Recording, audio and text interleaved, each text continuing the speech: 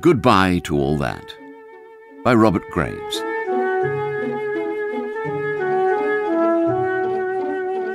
Read by Martin Jarvis.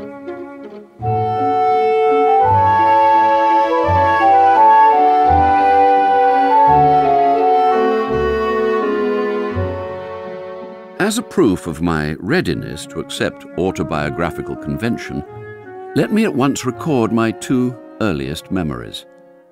The first is being loyally held up at a window to watch a procession of decorated carriages and wagons for Queen Victoria's Diamond Jubilee in 1897. This was at Wimbledon, where I'd been born on July the 24th, 1895. The second is gazing upwards with a sort of despondent terror at a cupboard in the nursery which stood accidentally open, filled to the ceiling with octavo volumes of Shakespeare. My father had organised a Shakespeare reading circle, and apparently I already had a strong instinct against drawing-room activities. After earliest memories, I should perhaps give a passport description of myself. Date and place of birth I've already given. Profession, in my passport I'm down as university professor. That was a convenience for 1926, when I first took out a passport. I thought of putting writer, but passport officials often have complicated reactions to the word. University professor wins dull respect, no questions asked. My height is given as 6 feet 2 inches, my eyes as grey, and my hair as black. I am untruthfully described as having no special peculiarity.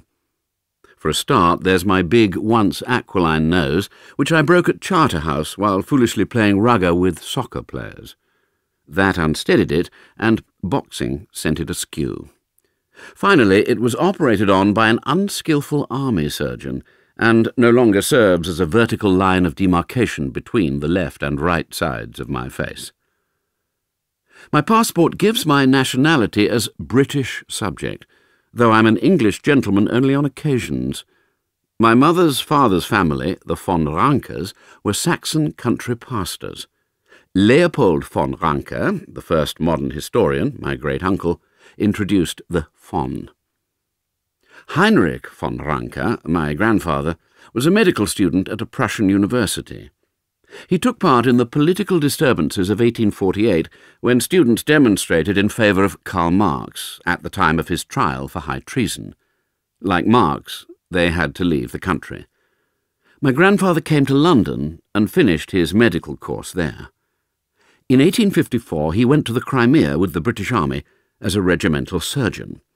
He married, in London, my grandmother, a tiny, saintly, frightened Schleswig-Dane, daughter of Tjax, the Greenwich astronomer. My gentler characteristics trace back to my grandmother. She had 10 children. The eldest of these, my mother, was born in London.